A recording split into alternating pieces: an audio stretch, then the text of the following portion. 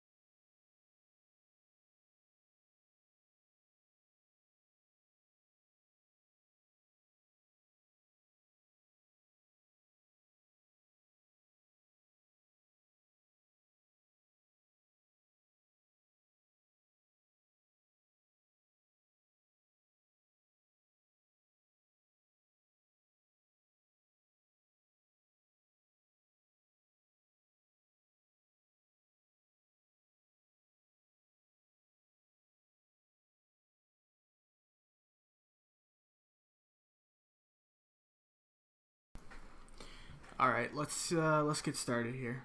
So, hello everybody. My name is Will, and this is R2.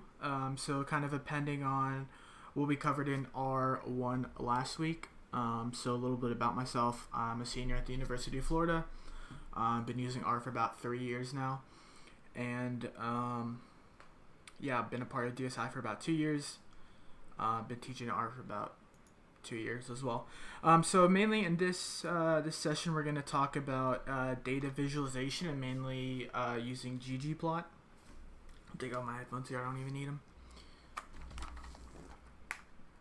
But yeah, we're going to learn about data visualization using ggplot too, which is part of the tidyverse, which is a set of packages in R developed to work in conjunction with each other. So before we kind of we used dplyr to kind of manipulate data and get it to how we wanted it. So now we're going to learn how to visualize data and make it look pretty. So cool. So we got some people in here, so we're going to get started. Cool. So what is ggplot? So R has some base plotting functions. So you have like qqplot, just a regular plot function and stuff like that. It's like okay for really basic plots and stuff like that, but if you want to get more aesthetically pleasing and advanced plotting, definitely ggplot's the way to go. Additionally, in our base plots, you can only layer like one data set, and it's kind of one-dimensional in terms of like what you can do with it. So ggplot is kind of like taking it to the next level in terms of plotting. So yeah, so let's first take a look at ggplot. We're gonna first talk about qplot, which is the quick plot in ggplot, and then we're gonna talk about ggplot, the ggplot function itself. So if you don't have ggplot installed, what you want to do is go into the console, and we're gonna type in install.packages, and then we'll say ggplot2. Right? So I think for me this might pop up an error because I already have it installed. Let's see what it says here. But yeah, if you don't have ggplot installed already, you should get it. Oh, I guess it's updating, so it is downloading here. And feel free, if you have any questions throughout the course or throughout this talk or whatever, feel free to drop it in the comments, and I will try to respond to them as quickly as possible. Move my mic over here. So yeah, so now that we have ggplot installed, I hope, yeah, I assume most of you have it installed prior. So let's load the library and check out qplot. So we're going to do library, the library function, and then we'll do ggplot2. Control enter. I'm assuming a lot of you guys and those of you watching know how to do basic stuff in terms of like R stuff, so I'm gonna assume you know how to like you understand how R works in terms of like calling functions and stuff like that. So I'm not going to explain exactly every single thing, but I'm definitely going to explain it. But if you feel like I'm not explaining it well enough, feel free to let me know. So yeah, so qplot, let's first take a look at the syntax of qplot, right? So a really nice feature about RStudio is that if you put a question mark and call a function like so if we do question mark qplot, it gives us, it's got the guide here, so this is really nice. It's built into the documentation. So we can see qplot here, it's a part of the ggplot2 package. Excuse me. So we can see all of the arguments here and stuff like that. So let's load in a data set. So we're going to use the built-in data set cars. So let's call it cars, and then it's called empty cars in this case. So we'll assign the variable cars. We'll assign empty cars. Yeah. Okay. And let's take a look at our data set to kind of see what we're working with here. So I'm going to use str, which is the structure function. And so this kind of gives me an overall structure of the data set here. So we can see that it's a data frame with 32 observations and 11 different variables. So we got 32 rows and 11 columns. We can see these are all numeric, right? So yeah, they're all numeric, but some of these would probably be best represented as categorical values, or constants, integers, and stuff like that. So let's change these to factors. That way we can later graph by each factor respectively. So we're gonna do cars dot gear, or the $. So we're calling the gears column of cars, right? And so let's give it set as a factor where cars gear, and it has levels equal, and then 3, 4, 5. So we're saying, and then labels,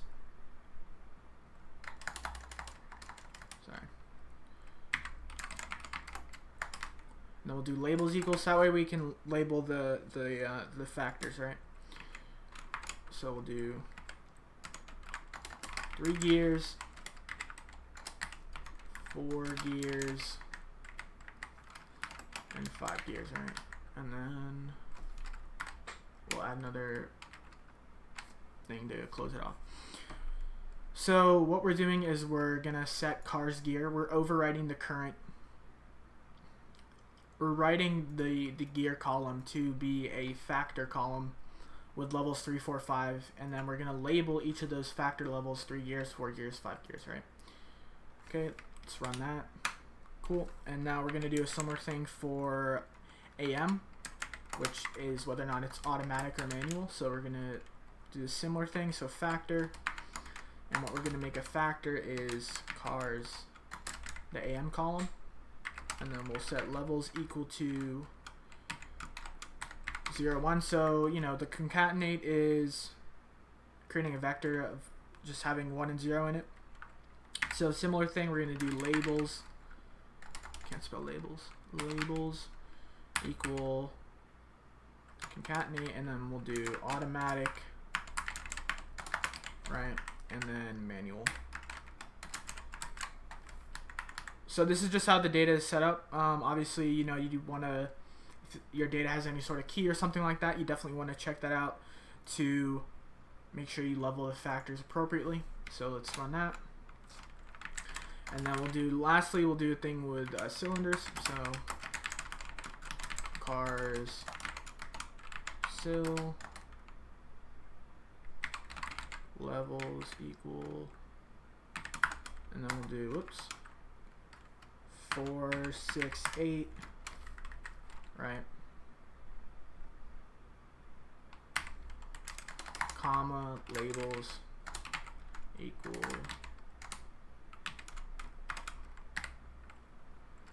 4 sil, 6 sil, 8 still. Okay, cool. Whoops, forgot to add a parentheses at the end. One nice thing about RStudio, right, is it'll tell you, obviously, there's an error here. Also, what's nice is when you hit the, if you end it with, you know, the parentheses or whatever it's called, it tells you where the corresponding one is, so we know we've got that right. Ooh, I spelled factor wrong, too. It's important. Okay, so let's run this all again. Okay, so we got, it's all working now, I think, right? Cool. So now we've got our things fixed and all looking nice.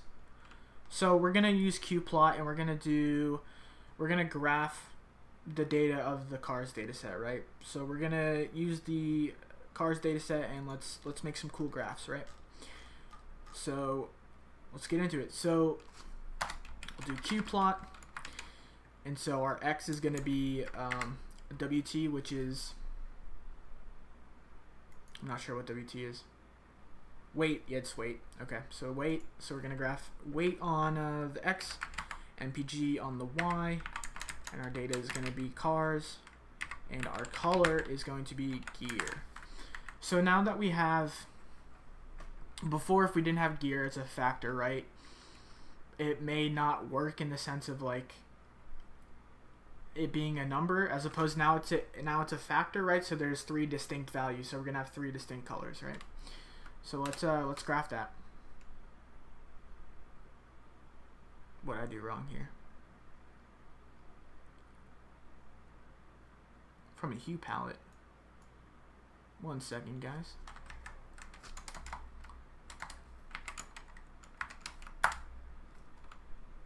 Okay.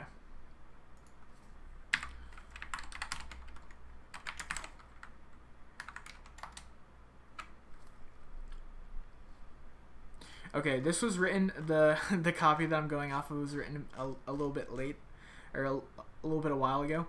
1 second, let's look at the arguments here for qplot. The command may have changed here. Color.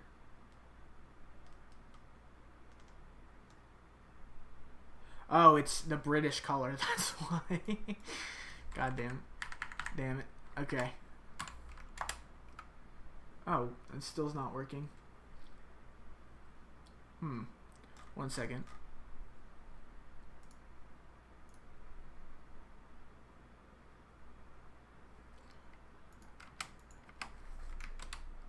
Okay. Well, let's just move on from that then. But yeah, we can kind of, you know, get this. Assume there is some way, but I don't want to spend too much time. I want to keep things moving along here. But yeah, so we've got weight and miles per gallon here, and assume, you know, use your imagination that the 3 levels of gear would give us 3 different colors here. So for some reason it's acting funky right now. So let's move on to another visualization. So let's use qplot again. So let's do similar thing. We're gonna use this again. So weight on the X, MPG on the Y, data is cars. Let's try AM. We'll see if that works. Facets. So we'll see what that does. Do cylinder related to gear, and then we can do main. So our main title is going to be cars, and X lab, which is our X title, is going to be weight, and then our Y lab, which is our Y label, is going to be MPG. Okay, let's see. Error must request at least 1 color from a hue palette. Maybe it's hold on, let's figure this out here, because this is used later on as well, so let's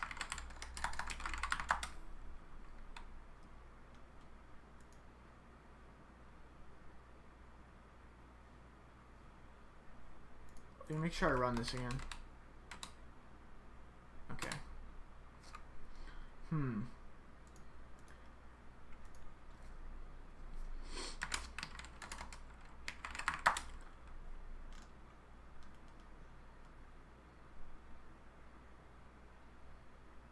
Oh, I think maybe we have to do this.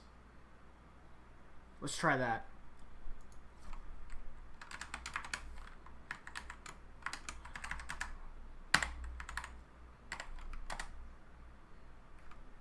Nope. Maybe...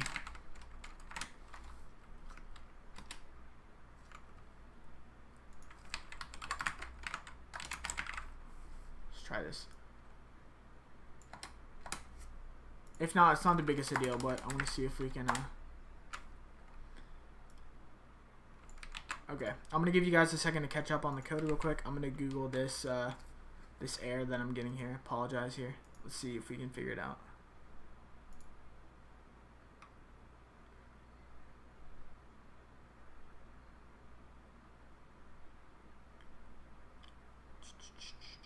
Shout out Stack Overflow. We're going to figure this out real quick here.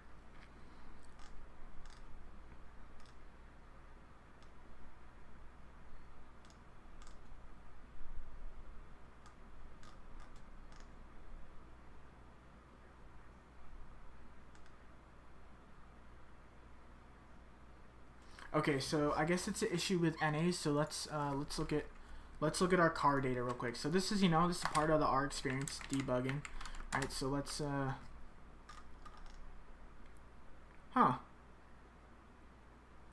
okay, so I guess I messed up and gave it NA values somehow. Okay, so let's fix that. That would make sense. Let me look at the code here. Okay, factor, cars, gear, levels equal, okay. And labels equal, okay.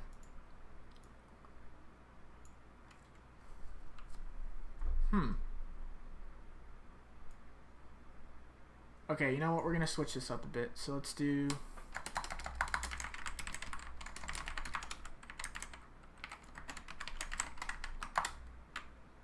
Okay, so let's recall the... Okay. Level. Okay, we're just gonna do this then. We don't gotta label stuff. Let's just do this because that, for some reason, I guess there was some sort of issue with the code. So we're just gonna do as factor, which we're basically setting all of the values to be factors. So let's just do that instead. Apologize for the confusion here.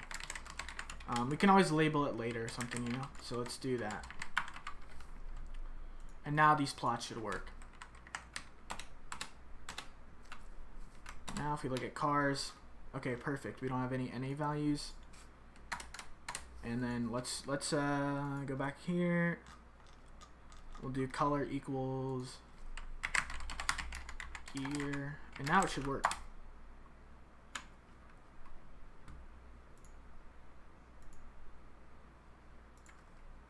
Perfect. There we go. Look, it's working. So yeah. So I guess there was some sort of issue with that from the code that was given to me. But no worries. Let's continue on. So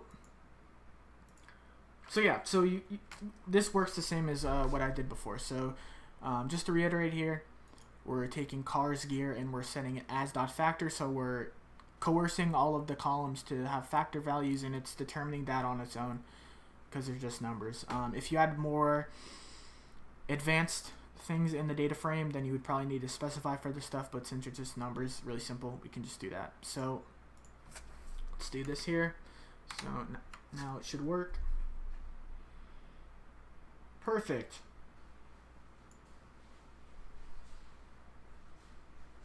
So yeah, so we've got cars here. So we've got the MPG and the weight, and then the AM, you know, 0 or 1. We can see which ones are automatic and manual. So yeah, so that's what we can do. So yeah, we can group it by the factor values, right? If we set it to factors, and then we can specify, you know, with normal R plots, you wouldn't be able to get this like dimensionality of like these different plots, right? It only plots one thing. So using qplot is really nice and simple, and you can get really fast visualizations through that.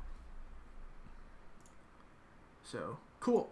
Let's continue onwards. So we've got that. We can also change some stuff using the geom, or however you pronounce it, argument. So we can we can set it to be like not points, but create some sort of line. So let's take a look at that. So we're going to use qplot again. Same thing, weight in miles per gallon. Data is cars. Geom, we're going to select this to be smooth. So let's see what that does. Smooth, and then method equals to lm. And then our formula is going to be y depends on x. Our main is going to be regression of MPG on weight. X lab is going to be weight. Y lab is going to be MPG. So we're going to make a plot here. Our X is going to be weight. Our Y is going to be MPG. We're using the cars data set. The geom is kind of like our data visualization. So we're going to do a smooth. It's going to be a line, right? And we're going to use a linear model. And this is our formula, Y dependent on X. And so this is our Y and our X, right? Our X and our Y, rather. Our main title, regression of miles per gallon on weight, and then our labels. So let's take a look at that. Cool, so we've got a cute little plot here of regression of MPG on weight. So this is our linear model, and you know, if you're familiar with regression, these the gray is our like area of the observed values and stuff like that. So yeah, so let's continue onwards and do some more cool stuff. So let's make a box plot, right? So we can really do a lot of different things. So let's do qplot again. This time let's do gear because our gear value is categorical, so we want those categorical values on the X, so you know, distinct values. But we're still going to use MPG. So let's do cars. Our geom is going to be, so giving the geom, we can give it multiple things. So we're going to do, it's going to be a box plot, and we're also going to give it the jitter argument. So in terms of visualizations, if you're wondering how to do certain stuff, either you can just hit question mark and then view that, or if you just look up ggplot, you know, arguments, you can figure out how to do different types of graphs. Because like qplot and ggplot, you can do tons of different stuff. So yeah, so we'll do that, and then our fill is going to be gear.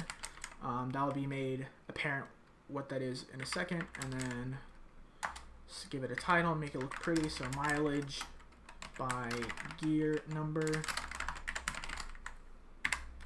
and then our X lab is going to be gears, and our Y lab is going to be MPG. Okay. So we're doing this time we're doing a box plot, and so on the X values we need to give it categorical values, so distinct values.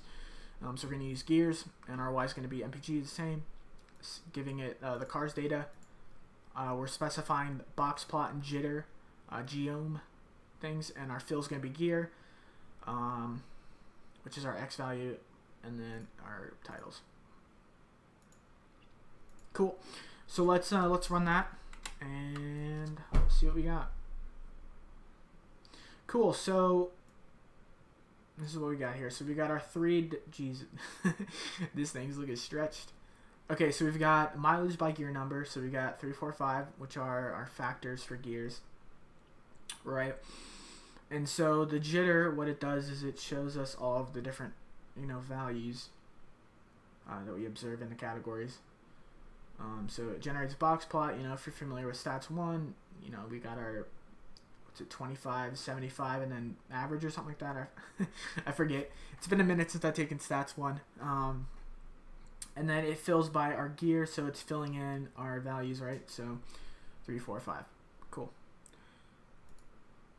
Yeah, if you guys have any questions, feel free to drop them in the chat. So yeah, so actually, okay, so what jitter does is, rather than in a traditional box plot, right, you'd have all of the dots line up on that line, but jitter kind of moves them around so that way it doesn't look as like stagnant, and we kind of see it makes it look a bit nicer. All right, so let's do two more examples, I think, or yeah, two more examples of qplot, and then we'll jump into the main course, which is a ggplot. So we're going to use qplot again. Let's do mpg. This time we're going to do a density plot, right? So just one argument, mpg. We'll do data equals cars, of course. Geom equals density, right? So all of these different geom or geometric arguments are different types of graphs. So that's going to be, your x and y are going to be the same, right? But what actually you're displaying is going to be important for that. So we'll do, our main title is going to be distribution of gas mileage, and then our x lab is going to get PG, and our y lab is going to be density. Okay. So just feeding it the MPG because it's a density plot, right? So we only have one variable. Our data equals cars. We're doing a density plot, and then our titles. So let's run that. Cool. So yeah, this is our density plot. Our density, obviously, and then the plot. So we can see they kind of hover over around like, 18 mpg or so. Yeah, so let's do another one with the different distributions of, let's do multiple distributions, but we'll do the same thing, but we're gonna do slightly different plots for each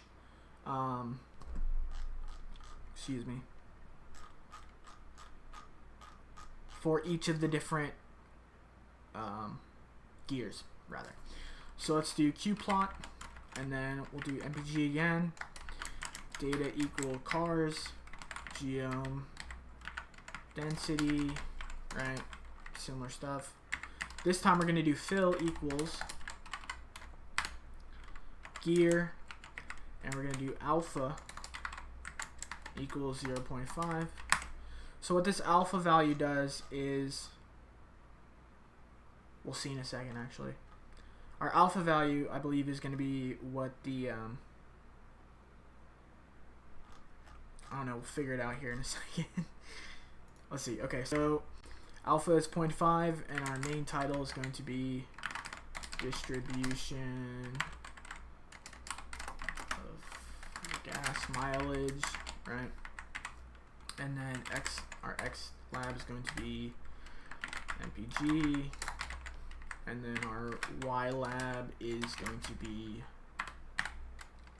density. Okay, so let's graph that. Okay, cool. So yeah, we can see here we've got our distribution of gas mileage. Before, the one we had was of all of the different, all vehicles regardless of gear, right? But now we see this is per gear. So our alpha is the gray one. So what happens if we change this here? What if it's 1? Does the graph change? I'm unsure what the alpha argument does here. I believe what the alpha does has something to do with the scaling, but we don't have to worry about that. If we don't specify the alpha, let's see if the graph changes here. Yeah, I think the alpha is 0.5. It changes the intensity of the shading, right? So it's full, and our alpha is the, yeah, we can see it makes it kind of transparent.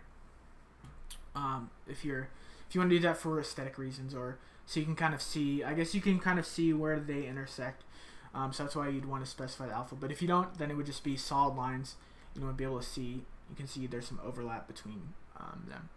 So cool. So now that we've done the the junior stuff using qplot, now we're gonna take a look into ggplot. So it's kind of like qplot, but it goes crazy.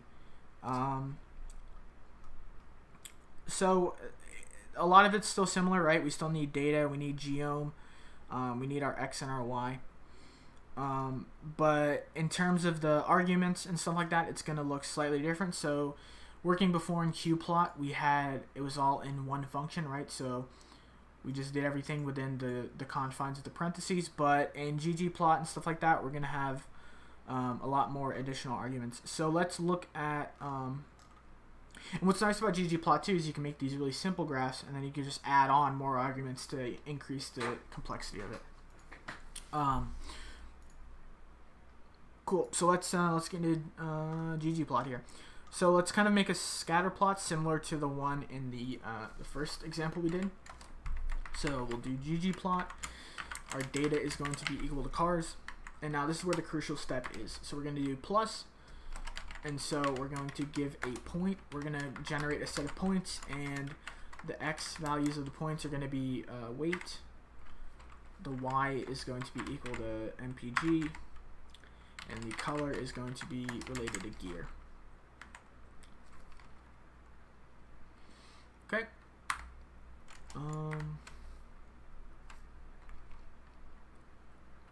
My bad, I messed up. So before that, actually, we want to do geom point AES, and then add one after that. So AES is a really crucial command.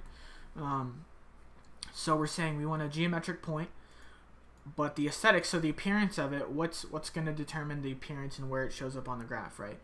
So the x value is going to be, you know, weight, the y value is going to be mpg, and the color of the point is going to be dependent on gear, right? And so we can do plus xlab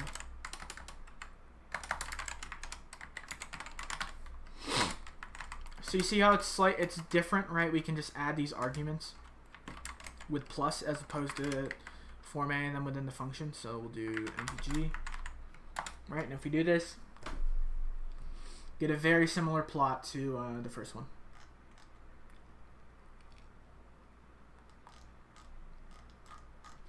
So we can also do something called faceting, I guess. So let's check that out. So let's take this.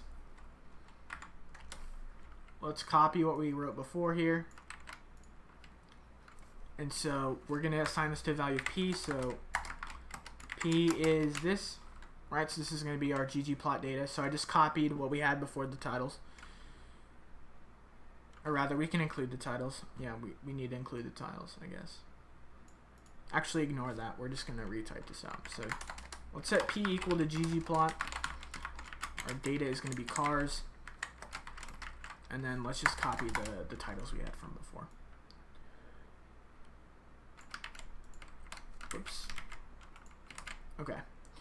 So we're giving p this information. So ggplot data equals car, and just no aesthetic, no points or anything, just the titles, or just the things, right? Okay, so now we can do this cool thing called faceting. So we can do p plus and then geom point. So we've already defined our base kind of graph, which is going to be the car's data.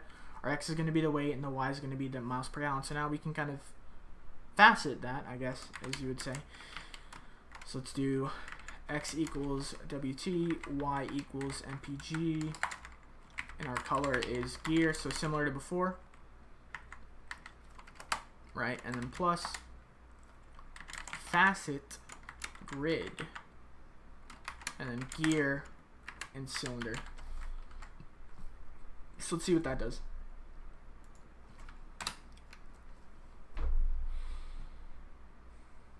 Okay, cool. So now we can see weight in MPG. You know, as before, we defined the base. Our base graph is just weight in MPG, where weight's on the X and MPG's on the Y.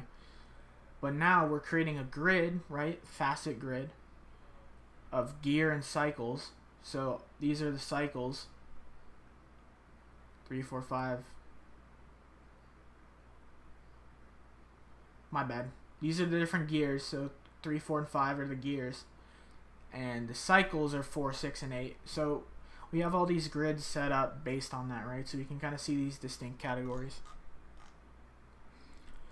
We can also facet based on a single variable. So let's take a look at that.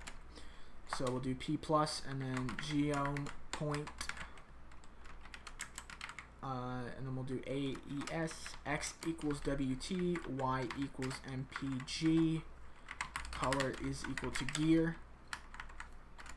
plus facet underscore grid, and so this is going to be dot, oops, okay, so let's see what that does.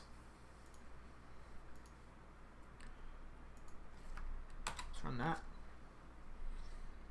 Whoops. Facet. Should be facet. Okay. Alright, so let's look at that. Now we can facet on multiple variables. Or on a single variable, rather. So see, look. Okay, now we have weight and MPG. You know, it's always the same because we defined our original P to be the car's data with the X and Y labeled as cars and or weight and MPG, you know. But now we've got cylinders 4, 6, and 8. But then all the gears are, you know, different. As before, right? We had our cylinders, and then we had the gears as well, defining the horizontal aspect of it. But now you know, there's all these different combinations. What I'm trying to get at is there's all these different ways you can mess around with the combinations to kind of visualize this data. So as before, you see with the colors gear, so we can kind of see 8 cylinders. It's got kind of this range over here, and there's some heavier ones, you know, and stuff like that. So yeah, we can do some regression as well using faceting. So let's do p plus, and then we'll do geom underscore smooth. So as before, we did that kind of smooth line. We can do x equals weight, y equals MPG, and then method equals LM. So let's graph that. As before, same thing. Weight and MPG, we made a little linear relationship. I believe it defaults to y dependent on x for if you use the LM method. So that's important to keep in mind. We can also do a box plot and ggplot. So we do ggplot data equals cars. Let me add a space here so it's more readable. Okay. So data equals cars, and then let's do plus geom box plot AES, x equals gear, y equals MPG, fill equals the gear, plus geom jitter, AES, x equals to gear, y equals MPG. So there's a lot of parallels between them, right? So what's cool about ggplot is we could just keep adding on, you know, we could keep going on and adding all these different arguments and kind of aesthetic variations, right? So you could keep going on and adding, like, you could add multiple things on top. You can stack all these different graphs and conditions on top of each other, similar how we did before. So let's see how that looks. Whoops, I typed gplot. Okay, let's run that. Same thing as before, you know, we've got our jitter points and then the values. So 2 equivalents, right? So you can do it in ggplot up here, and then you can do it up here as well. But like I said before, with qplot, right, you're kind of limited to the number of arguments and kind of different stuff you want to have on the plots, I would say. So that's why it's called quick plot, right? But if you want to make really advanced plots and stuff like that, use ggplot, and then you can just keep adding on additional arguments, like so. So let's see how do we do a similar thing with the density plot. So let's do ggplot, and then data equals cars, plus, and then we'll do geom. So you can see here, right, we have all of these, look at all these different things, all of these so much potential for stuff you can graph with, right? So there's all of these stuff, all of these different functions, all these different things, and it kind of tells you here, you know, what they do and stuff like that. So there's tons of different graphing possibilities you can do. So we'll do AES NPG fill is equal to gear, and then our alpha, which is our transparency, equal to 0.5. So let's take a look at that.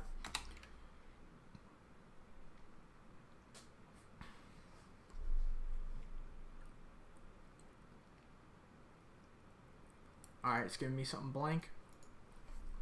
I may have goofed. There we go. So yeah, so similar thing before. You know, I set the alpha to be 0.5 so we can kind of see through and kind of see where they overlap and intersect. Cool. So let's make a histogram in ggplot, right? So another thing we can do. So similar structures before. Data equals cars plus, and then let's do histogram, right? And then AES. So you always want to use the AES argument. So let's do bin width is 5, fill equal to, whoops, blue, alpha equals 2.3. Alright, so you can look at this, right? So we made a histogram, and this is the width of the bins, right? And the count, so we can change this to be something else. So if we do 0.1, okay, we don't want to do that, right? Because that is ugly. Let's do 10. So the bin width, right? Our data set's kind of small. We only have like 36 observations. So you can kind of experiment with the different values of this. I think 5 works for this data set. But if you were to have a super large data set, obviously, you could go really small in the bin width and it would be more rounded. But since our data set's kind of small, we'll stick with that. So what we can do as well is let's store this to let's look at our density plot again, right? Let's give this the value of x. Let's just assign it to a variable, so now it's stored. So something like that. Boom. So now we have x. So we can do themes as well. So you can make our graphs look prettier and more aesthetic and sick. So we'll do x plus theme underscore. So ggplot comes with all these different themes, right? So you can install other themes as well. So we could do theme black and white. So look at that. We see some, you know, difference in how it is graphed. So now it's got that. So we could go absolutely crazy and add some really interesting grids and stuff. So let's just take a quick look at that example, and then we can also see how we would install other themes. So in terms of the possibilities that we can do, so let's check that out. So we'll do x plus theme equals theme, and so let's give some arguments. So plot background is element. Let's do rectangular element. This is, you don't got to worry about like knowing this stuff too much. I'm just showing you the possibilities of what you can do in terms of graphing this stuff.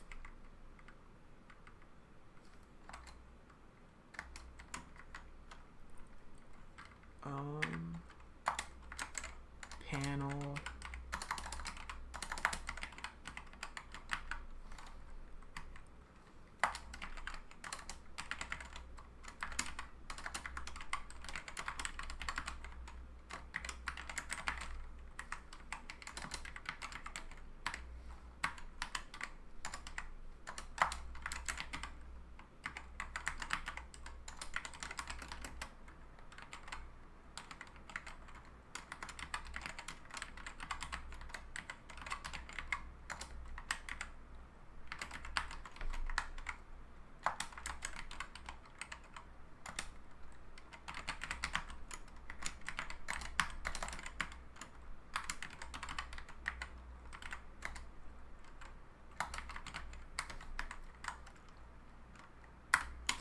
Okay. So basically, what all these different arguments do is we're specifying the thing. So our major grid and our minor grid, you'll see in a second here what it does. So yeah, so let's see what that looks like. So yeah, it looks like this. Obviously, it looks like some MS Paint type stuff. I wouldn't probably use this in a real visualization, but I'm just showing you the possibilities in terms of what you can do in terms of customizing your graphs and what ggplot has to offer. So another thing we can do is we can get a package called GG themes. So let's do install.packages, and we'll do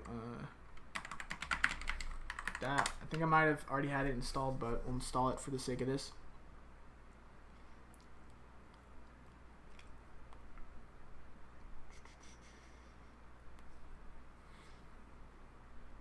Alright, so I think I installed it. So I'll give you all a second to install it.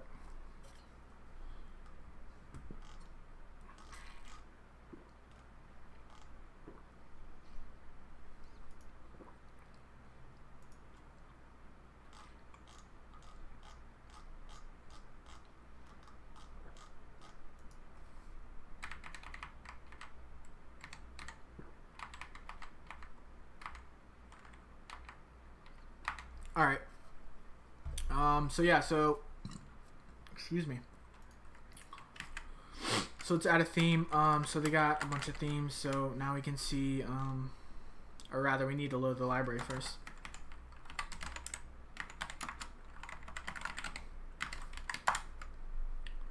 Okay. So now when we do x plus theme and then we do this, look, we got all these crazy themes going on, right? So all this stuff. So we could do 538 for all you poli-sci heads out there, right? So now we've got the 538 style. Let's check out some other ones. So theme underscore economist. Alright, so we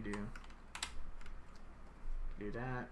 Boom, look at that. We got all these kind of crazy graphs, so we can make them look super sick and professional. Cool. So the last topic that we're going to talk about is scales. So rather than using facets like we showed before, where we do like all these different divisions of the columns and stuff, we can use size to represent a third variable. You know, because we're looking at a 2D graph. If we need to incorporate some third dimension, and we don't want to look at any sort of like 3D planes and all that kind of stuff, we can use scales to represent that sort of stuff. So let's create a base graph here. So let's call it P. Let's give it this value. So we got ggplot. Data is cars. Let's add a geom point. Static values, we'll do x equals weight, y equals mpg. Now this is a key. Size here is going to be disp, right?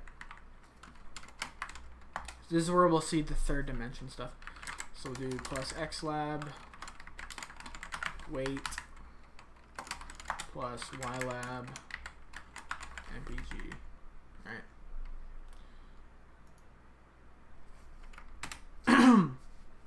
So let's take a look at P here by just calling it, right?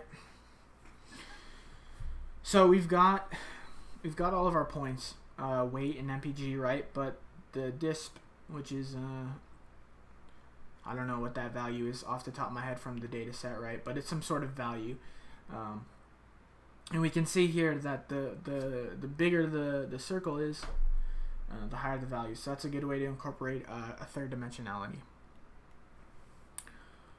So we can also adjust the relative size of these dots, right? So maybe they're not too obnoxiously big or something like that. So we'll do P plus scale underscore size name equals engine size range equals 0 to 10. All right. Okay. Oh, let's look at P again. So now we can see the we've kind of scaled some of these values, so we can see that it's scaled based on engine size. So we can see some of the sizes of the values have changed. So depending on your data set that you're using, this may be useful to scale the weights. We can also scale the axes. So if we do P plus scale underscore Y continuous. So if we want to do some sort of continuous scale, we could do name equals km per liter limits. So let's set the bounds 0 to 35.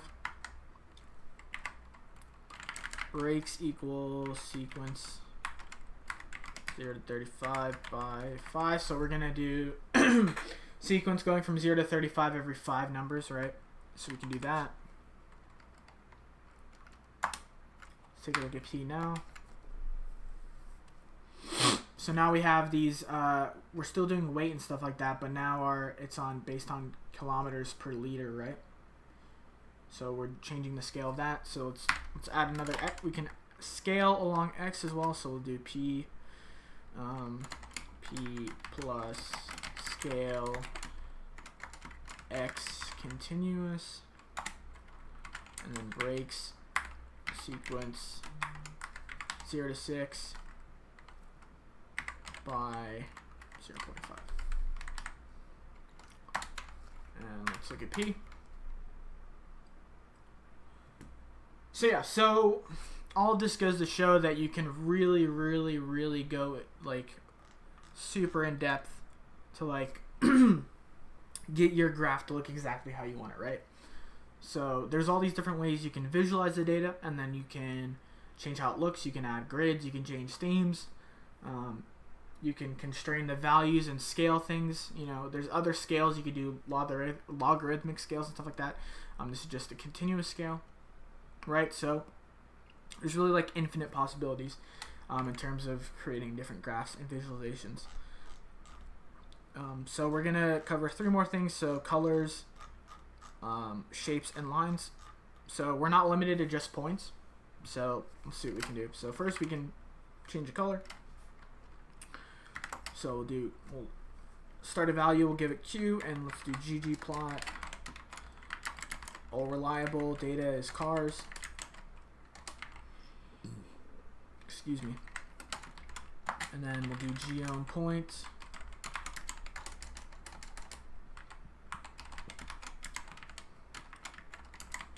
You know the drill. X is weight, Y is MPG, and then we'll do, oops, this stays in here, I think, yeah.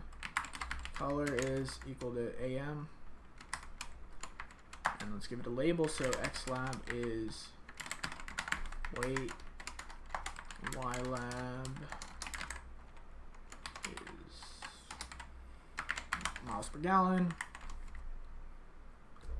Okay, so let's take a look at Q.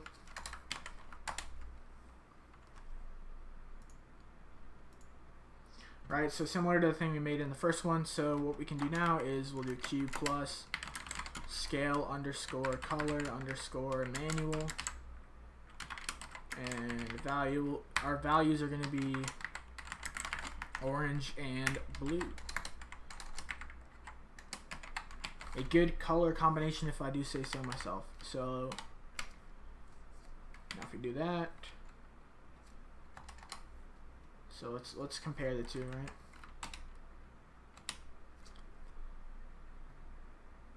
So this is our data, right? And so we have these values. In this case, it's categorical, so there's only 2 colors. We can change the colors of those. You could also potentially, like, if it's like a continuous variable, I'm sure you could change it to be some sort of gradient where the lighter, darker it is, the greater the value or something like that. I'm sure there's a way to do that as well.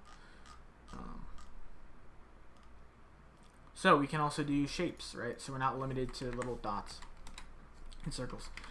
So let's create a new queue. We'll do ggplot. Let's call this, let's not call this queue, let's call this J. We'll do J is ggplot. Data is cars, of course. Our geom point. So it is going to be a point, right? But it's going to be a different shape. So aesthetics, x equals y, or x equals WT, y equals MPG. Color is based on automatic. Our shape this time is going to be a gear. And then size is going to be 6. And then let's add, you just copy this. Same thing as before. Right. Okay. Let's take a look at J.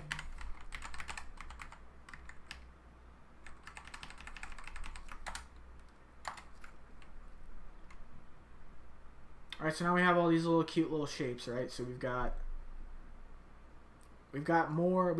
different, you know, dimensionalities. So we've got X, Y, and then we've also got gear and A or M based on the colors, right? So we're able to display like four different levels of dimensionality in a 2D graph. So it's really useful to do that. We can also do another thing. We can scale it. But we can scale it to fit kind of some of the values we have in our data set. So we'll do J equals J plus scale shape manual values equal to. Okay, let's see what that looks like.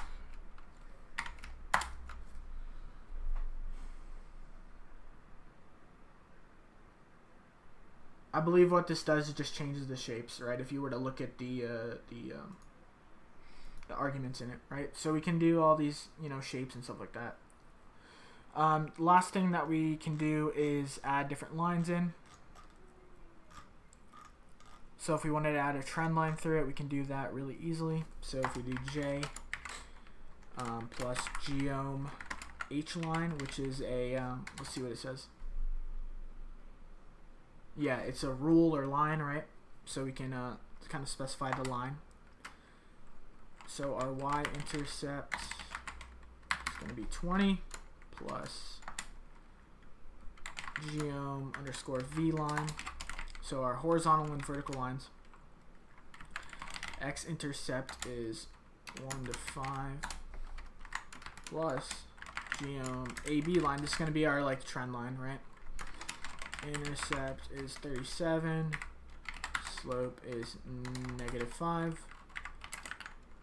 LWD is 2, and our line type, 5, color is 1, right? So not necessarily that you memorize and know all of these different arguments. You could, you know, go geom AB line.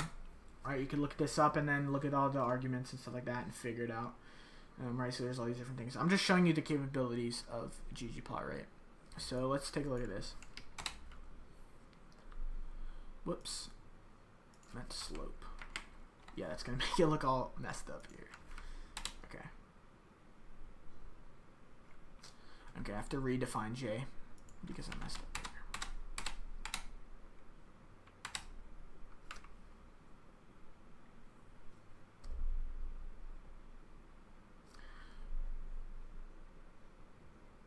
Oh, my bad.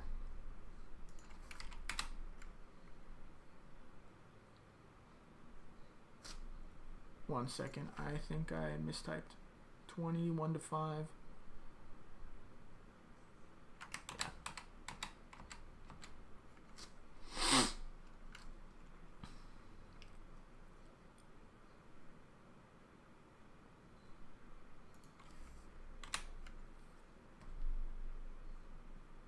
Alright, so my thing's tweaking out real quick. Let's do this.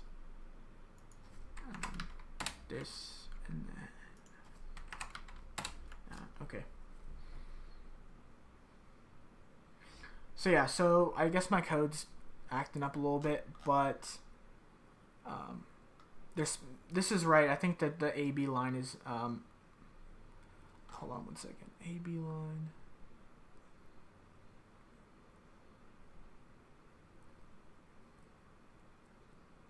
Yeah, so we can add vertical and horizontal lines. There's supposed to be an AB line going through this, but the code's not cooperating with me. So that's going to be it for R2. I hope you found it useful and informative. I'm going to stick around here for about 2 or 3 more minutes and answer any questions you all have. But thanks for coming out. I hope to see you at future DSI events. If you're joining in late or missed anything, this will be available you'll be able to view this on demand on the YouTube channel for future reference, or if you need any help with R. So I'm going to stick around for a couple more minutes, and then we'll probably adjourn here at say 8:07. So I'll stick around for a couple minutes, but thanks for coming out and watching.